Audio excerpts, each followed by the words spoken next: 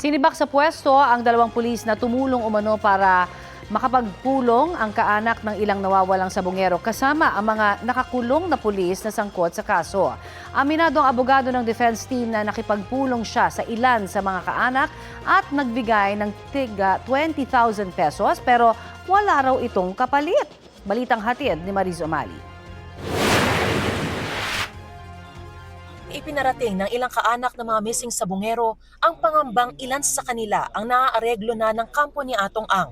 Sinibak na sa pwesto ang dalawang pulis na inireklamong tumulong at nag-facilitate ng hindi otorisadong pagpupulong sa pagitan ng ilang mga kaanak ng mga missing sabungero at mga nakakulong na pulis na sangkot sa kaso.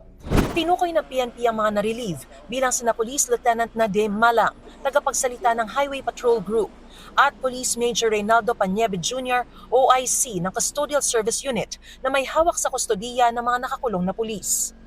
Sa paunang investigasyon, lumalabas na tumulong umano si Malang para makapasok sa Camp Crame ang ilang kakilala. Siya rin daw ang nakipag-ugnayan sa custodial facility para tumulong sa meeting. Sa panig naman ni Paniebe, bagamat may mga bumisita nga sa mga nakakulong sa custodial facility, hindi pa naman matukoy kung unauthorized nga ba ang pagbisita nila.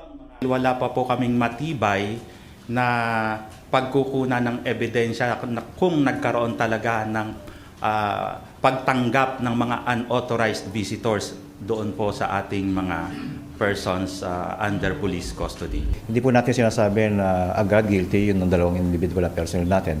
Ngunit sa matter of SOP o proseso po natin, Inamin ng abogado ni Atong Ang na si Attorney Caroline Cruz na nakipag-meeting siya sa ilang pamilya ng mga nawawalang sabungero sa kanyang opisina noong April 20.